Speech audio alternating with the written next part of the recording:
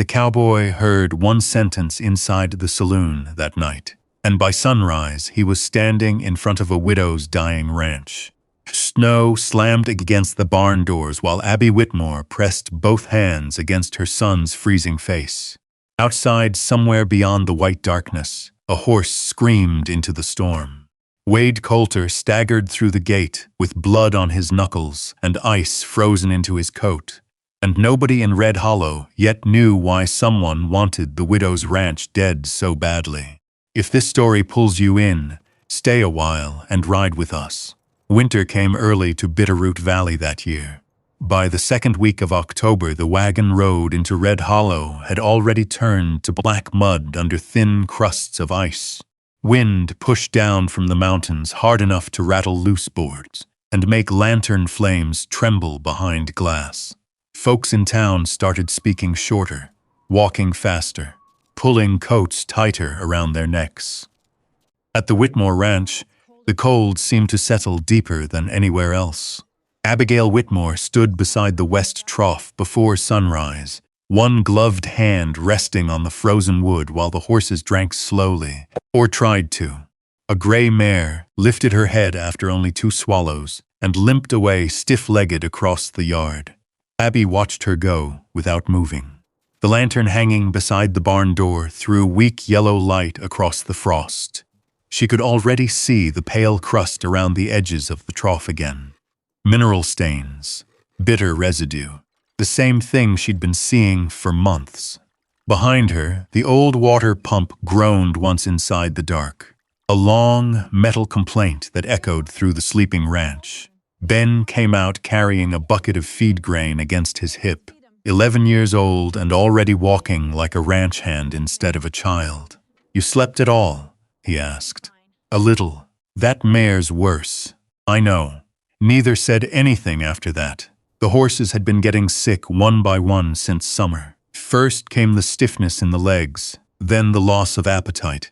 Then 2 geldings went down entirely before September ended. Abby had hired 3 different men to inspect the well line running beneath the west pasture. All 3 had stood with their thumbs hooked in their belts and said nearly the same thing.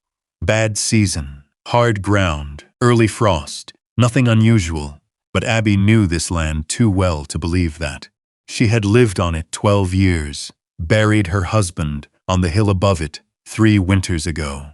She knew how the water should smell after snowmelt.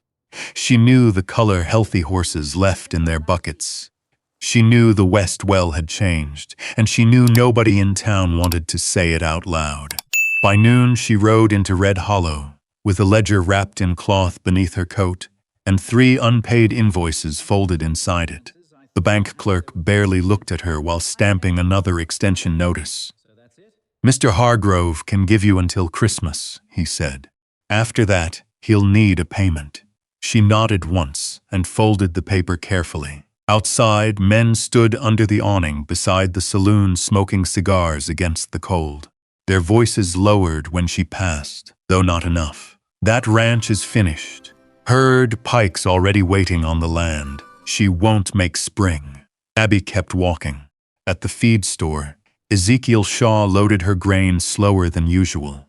He avoided her eyes while tying the sack closed. "You ought to think about reducing stock before winter gets worse," he muttered. "My stock's fine." Ezekiel pulled the knot tighter than needed. Didn't say otherwise. But he still didn't look at her. That hurt worse somehow. By evening, snow had started falling in thin, dry streaks across the valley. Ben finished feeding the horses while Abby stood alone inside the west barn checking another bucket.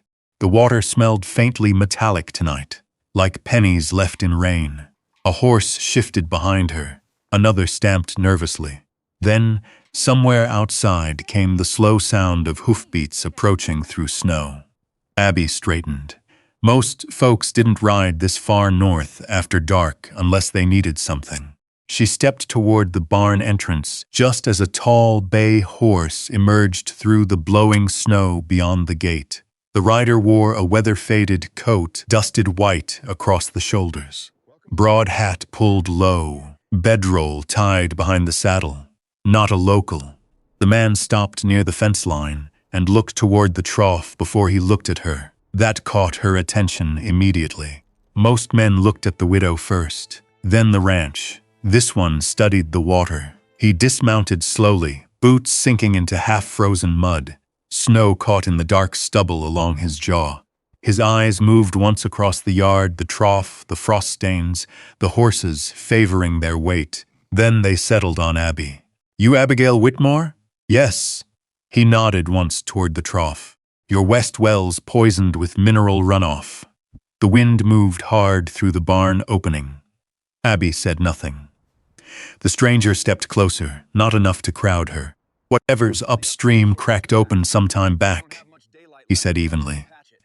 "Horses been limping first before they stop eating." Her throat tightened before she could stop it.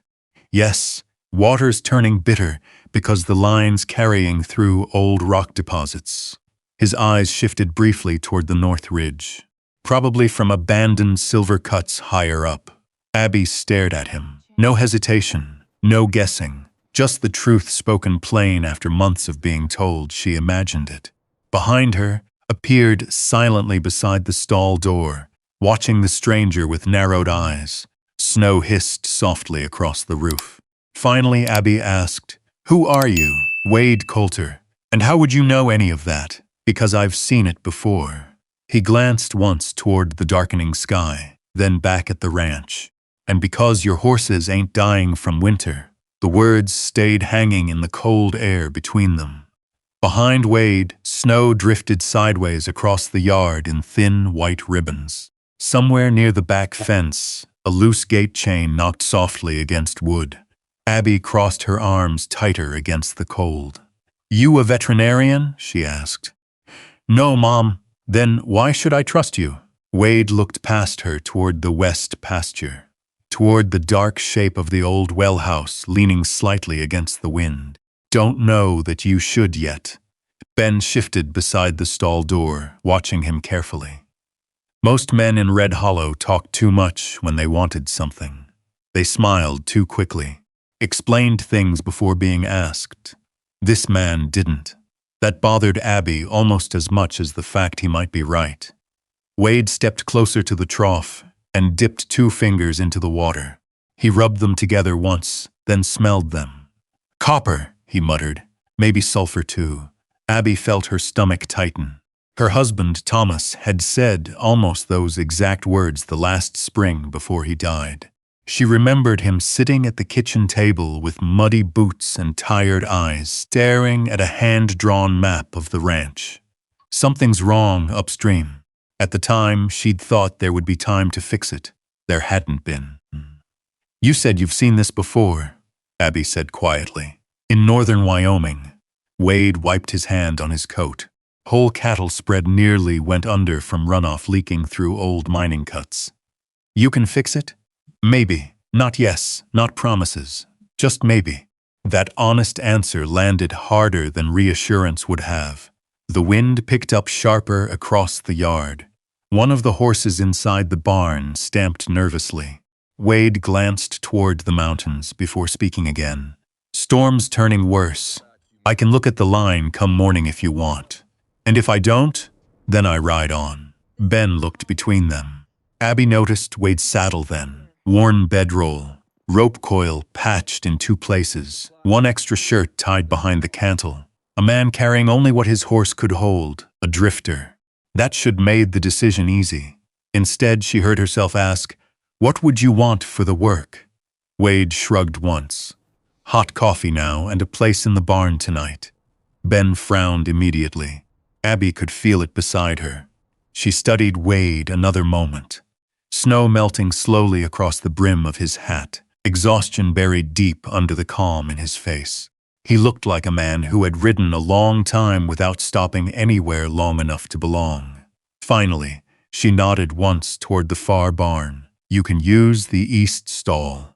Keep clear of the horses." "Fair enough." Ben stayed silent while Wade led his horse through the gate. Inside the barn, lantern light swung gently from a hook overhead. The smell of hay, leather, and cold wood filled the air. Wade removed his saddle carefully and checked his horse's legs before anything else. Ben noticed that most men fed themselves first.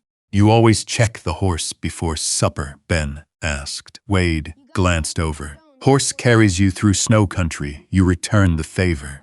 Ben tried not to look impressed. Abby disappeared into the house without another word. An hour later, Wade sat alone on an overturned crate in the east stall eating stew from a chipped bowl. The barn walls groaned softly under the wind outside.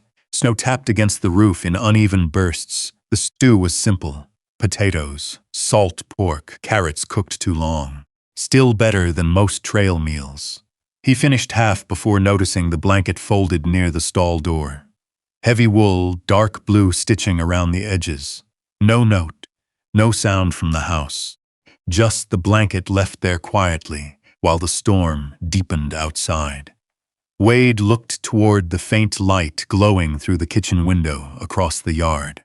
Then, he set the bowl aside and pulled the blanket over his shoulders, without a word. Inside the house, Abby stood at the sink, drying the same plate twice, while Ben watched her from the table. "You trust him?" he asked. "No." "Then why is he here?" She folded the towel slowly. "Because for the first time in 6 months, somebody looked at the ranch instead of looking at her." But she didn't say that aloud. Instead, she blew out the lantern nearest the window. "Get some sleep, Ben." The boy hesitated. Then quietly, "He doesn't seem scared of the horses." Abby glanced once toward the barn through the dark glass. "No," she said softly. "He doesn't." Near midnight, the storm turned violent. Wind slammed against the barn, hard enough to shake snow loose from the rafters. Wade woke instantly at the sound of horses shifting restless in their stalls. He pulled on his coat and stepped into the aisle, just as part of the roof above the feed room gave a sharp cracking groan. One support beam had started splitting under wet snow weight. Wade grabbed a lantern and climbed the side ladder without hesitation. Outside, the cold hit like a fist. Snow whipped across the roof so thick he could barely see the yard below. He drove his shoulder against the beam, hammered a brace into place with numb hands, and tied the weakened section down with ranch rope while ice cut across his face. By the time he climbed back down, blood had opened across 2 knuckles where the hammer slipped. He barely noticed, but Abby did.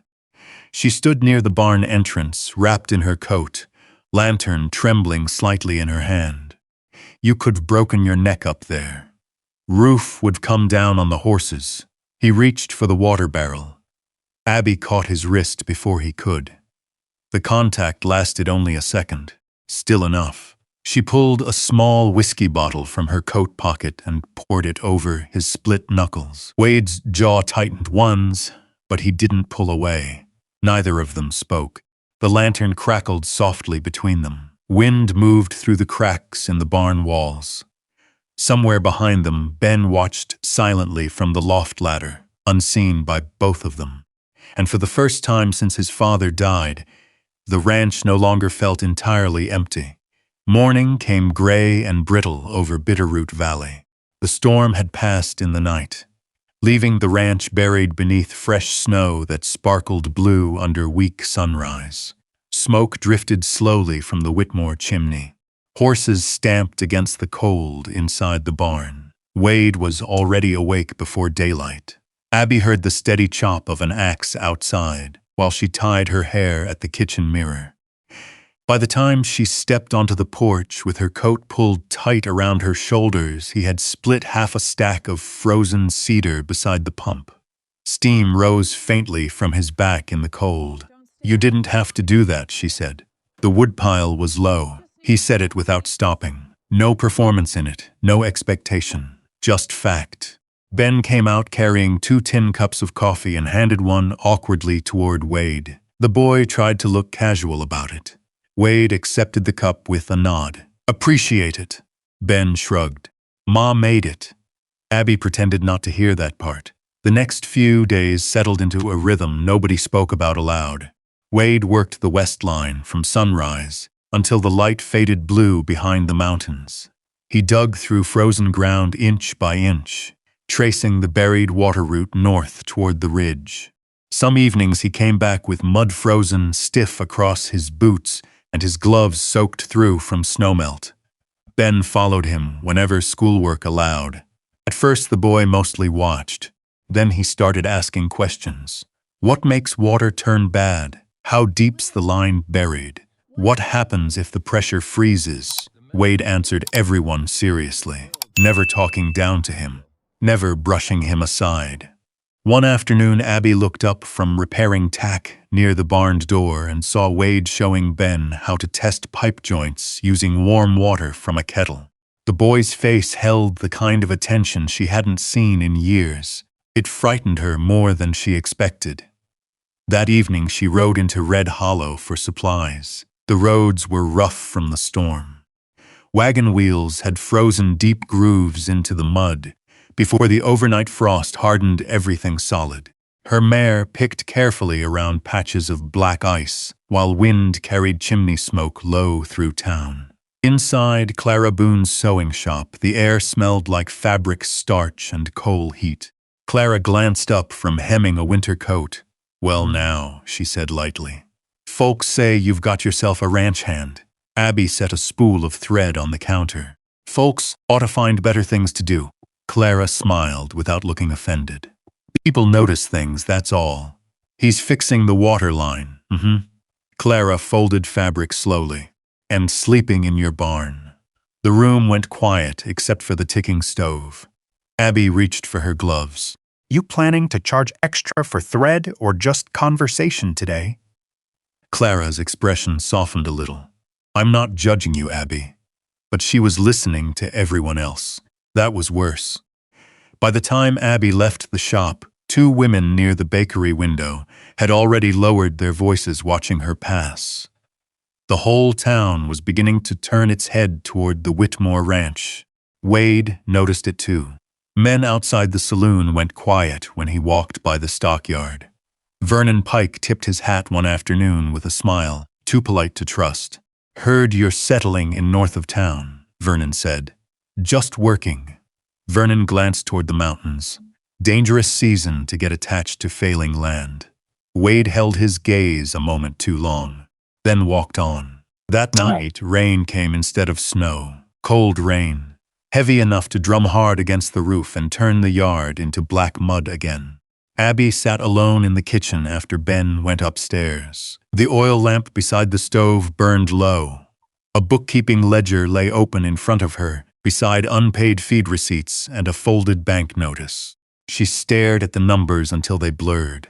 Outside, wind rattled the loose shutter near the back room. Then quietly, before she could stop herself, she broke, not loudly. Just one hand pressed hard against her mouth while tears slipped loose anyway. "I can't keep losing things," she whispered into the empty kitchen. "I can't do it again." Rain tapped against the windows. The stove crackled softly. And from outside the back doorway, Wade stood frozen beneath the porch roof, having come only to return the lantern he borrowed from the barn. He stared down at the wet boards instead of looking inside. For a long moment he didn't move. Then he quietly set the lantern near the door and walked back toward the barn without making a sound. The next morning, he worked harder than before. By afternoon, the new line from the mountain runoff had finally started carrying clear water downhill toward the holding tank. Ben laughed out loud, watching fresh water spill clean into the trough for the first time in months. Even Abby smiled before catching herself. But that same night, long after dark, Wade heard something outside. Not wind, footsteps, fast. He grabbed the lantern and crossed the yard, just in time to catch movement near the north trench line beyond the fence. A shadow disappearing into the trees. Wade lifted the lantern higher. His stomach tightened instantly. The new water line had been smashed apart with a sledge. Water spilled black across the snow. For a second, Wade only stood there listening. The mountains were quiet again. Too quiet. Whoever had done it already knew the trails well enough to disappear into the timber before pursuit even crossed a man's mind. Behind him, the lantern hissed softly in the wind. Then Wade crouched beside the broken pipe. Fresh damage, fresh boot marks, deliberate. He touched the split metal once and looked toward the ridge above the ranch, where dark pines leaned against the night sky. Not weather, not accident. Somebody wanted the Whitmore ranch dead. By dawn, the temperature dropped another 10 degrees. Clouds rolled low through Bitterroot Valley, thick and heavy as smoke. Folks in Red Hollow moved quicker that morning, boarding windows and tying down wagons ahead of the storm everyone could feel coming. At the ranch, Wade worked without stopping. He repaired the smashed section while freezing water soaked through his gloves and sleeves. Ben carried tools beside him in silence, cheeks red from cold. Abby brought coffee twice. The second cup stayed untouched until it turned lukewarm beside the trench. "You need sleep," she said quietly. "So do the horses." His hands were bleeding again by noon. This time Abby noticed he tried hiding it. That bothered her more than the blood itself. The storm reached them just before dark. Snow came sideways first, then wind hard enough to shake the stable doors against their hinges. Horses began stomping restless inside the barn before the worst of it even arrived. Wade secured lanterns low against the walls while Abby carried buckets from the emergency cistern near the kitchen shed. Ben disappeared sometime after supper. At first, Abby thought he was upstairs. Then she noticed his coat missing from the peg by the door. Her stomach dropped cold instantly. "Ben?" No answer. She checked the loft, the tack room, the shed behind the smokehouse. Nothing. Then she saw the small tracks leading away from the barn toward the north pasture gate already filling with snow. "He went after Scout," Wade said immediately. "The young colt, the one that slipped the fence during the afternoon wind." Abby grabbed her coat with shaking hands. "We have to go. You stay here." "I'm not staying while my son. You won't make 20 yards in this." The wind slammed hard against the porch as if proving him right. For one dangerous second, anger flashed across her face. Not because he was wrong, because she knew he wasn't. Wade pulled a lantern from the hook and wrapped a scarf across his mouth. "I'll bring him back." Abby caught his sleeve before he stepped into the storm. The contact stopped both of them. Snow hissed across the porch floor between their boots. "Please," she whispered. It was the first time she had asked him for anything. Wade held her eyes one long second, then nodded once and disappeared into the white dark beyond the yard. The storm swallowed him almost immediately. Hours crawled by after that. The kitchen clock ticked beside the stove while Abby sat fully dressed at the table, unable to keep still longer than a minute. Sometimes she stood at the window listening for hoofbeats. Sometimes she stepped onto the porch, only to be driven back by wind and ice. Then near midnight came pounding at the front door. Not Wade. Ezekiel Shaw stood there covered in snow, breathing hard. "You need to know something," he said. Abby stared at him. Ezekiel pulled off his gloves with stiff fingers. Vernon Pike paid men to keep that line broken. The room went still. "He knew about the runoff months ago," Ezekiel continued quietly. "Knew your well was bad. Figured winter'd force you to sell cheap by spring." Abby felt something inside her go very calm. Not surprise, not panic, something colder. Ezekiel looked ashamed, standing there beneath her lamplight. "I should've said something sooner." Outside, the storm screamed across the valley. Abby reached slowly for her coat again. 20 minutes later, the saloon doors burst open against the wind. Every head inside turned. Abigail Whitmore walked in carrying Snow across the floorboards, cheeks pale from cold, eyes steady as iron. Vernon Pike sat near the stove, holding a whiskey glass halfway to his mouth. He smiled when he saw her. That smile disappeared quickly. "You waited for my ranch to die," Abby said. Nobody in the room moved. Vernon leaned back slowly. "Now hold on. You waited for it, like men wait for wolves to finish off a wounded horse." The piano player stopped entirely. Even the bartender froze with a rag in his hand. Abby stepped closer through the silence. "My husband built that land with his hands," she said softly. "And you stood back, hoping winter would bury the rest of us with it." Vernon opened his mouth. Nothing came out, because every man in that room already knew, and now she knew too. The saloon stayed silent long after she left. Near dawn, the storm finally weakened. The first sound Abby heard was pounding at the barn doors. She ran before the second knock came. Wade stumbled inside, carrying Ben wrapped beneath his coat and blanket both. Snow crusted thick across Wade's shoulders and beard. His lips had gone nearly blue from cold. Ben clung weakly to him. "We found shelter near Miller's Ravine," Wade managed roughly. Boy wouldn't leave the Colt.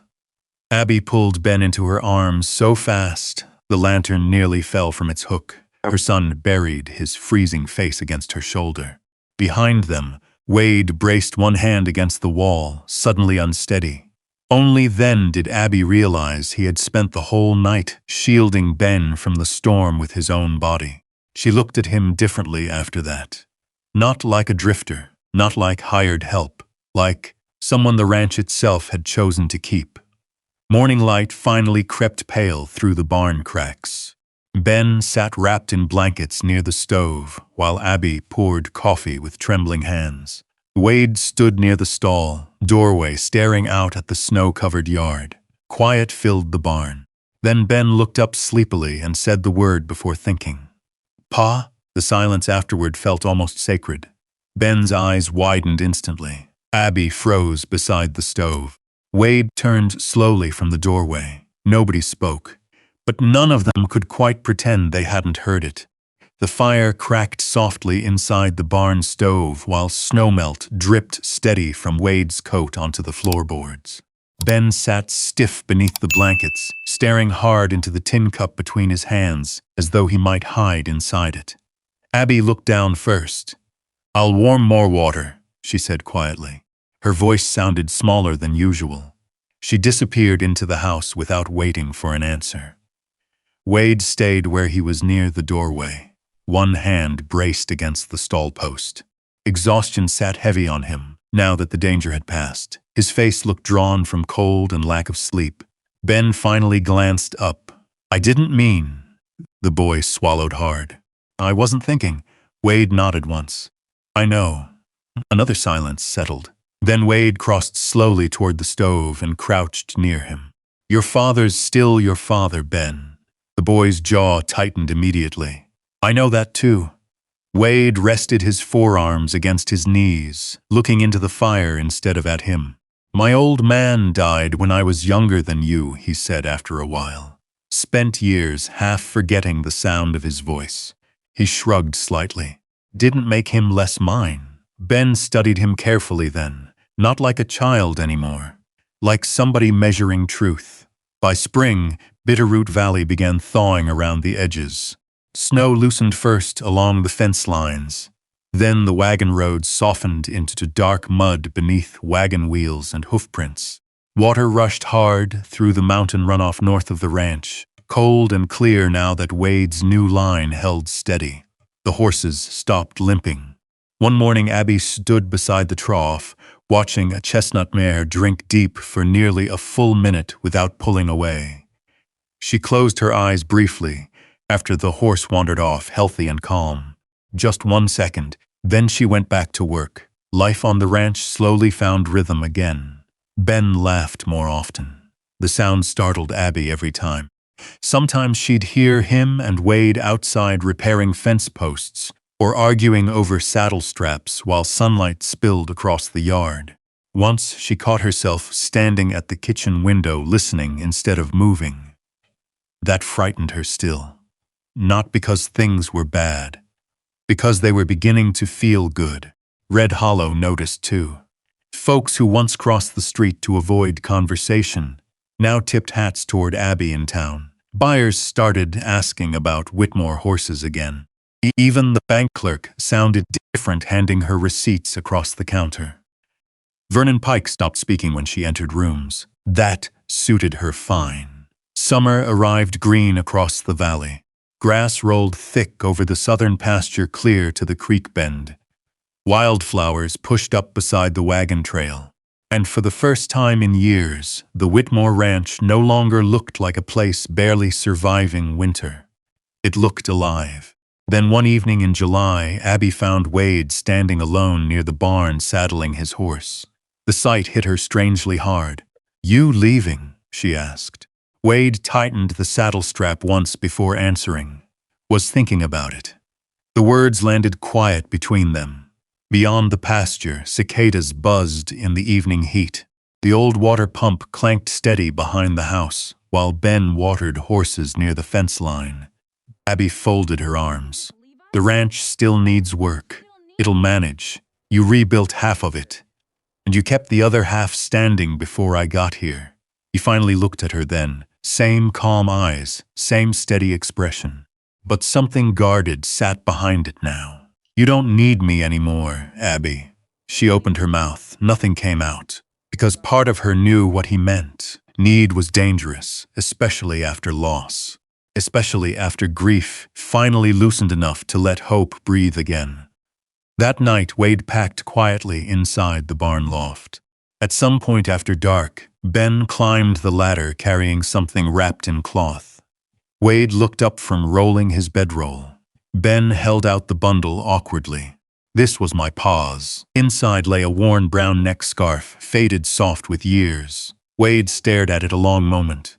"I can't take that." Ben shoved his hands into his pockets. "Yeah, you can." The boy kicked lightly at the floorboard, then muttered without looking at him, "Ma doesn't know how to ask people to stay." Wade said nothing. Ben finally lifted his eyes. "But I know she wants you to." Down below, the barn doors creaked softly in the night wind. Somewhere near the house, Abby blew out the kitchen lantern. Wade looked down at the old scarf resting in his hands, then at the dark ranch beyond the loft window. Later that night, footsteps crossed the yard. Abby opened the barn door slowly. Wade sat on the same crate where he'd eaten stew his first night there months ago. Bedroll packed beside him. Lantern light moving soft across the rough wood walls. For a second, neither spoke. Then Wade gave a tired half-smile. "Thought you'd gone to sleep." "I tried." The barn smelled like hay and cedar smoke and summer dust now instead of winter frost. Abby stepped closer. "You once told me you'd stay in the barn until I didn't need you anymore." Wade's eyes lowered briefly. "Seems true enough." She reached into her apron pocket, then placed something gently into his hand. The house key. Old brass worn smooth around the edges. Wade looked at it without moving. Abby's voice almost disappeared when she spoke. "I think I need you inside the house." Silence filled the barn after that. Not empty silence, the kind that settles when something lonely finally reaches home. Outside, warm wind moved through the pasture grass. And somewhere behind the house, the water pump kept pulling clean, cold water up from the earth. By the time autumn settled over Bitterroot Valley again, folks in Red Hollow had stopped talking about the Whitmore Ranch like it was something waiting to die. The fences stood straight. Horses moved easy across the pasture, and at night, light stayed glowing in the kitchen window longer than before. Maybe that's the part that stays with a person. Not the storm, not the broken water line, not even the hard winter that nearly took everything from them. Just the quiet things afterward. A chair pulled closer to the fire. Boots left beside the same doorway every night. A boy laughing out near the barn again.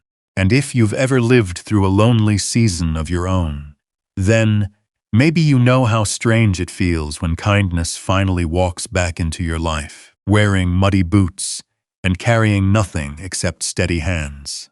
Some people don't save us with speeches. They save us by staying, by showing up the next morning, by fixing what's broken beside us instead of telling us to carry it alone. That kind of love changes a house first, then a family, then slowly, the people inside it. If this story stayed with you tonight, tell me where you're listening from and what moment touched your heart the most. And if stories like this bring you a little peace after a long day, there'll be another one waiting for you down the road here soon. Another dusty town, another lonely soul. Another reminder that, even after the hardest winters, life still finds ways to grow again.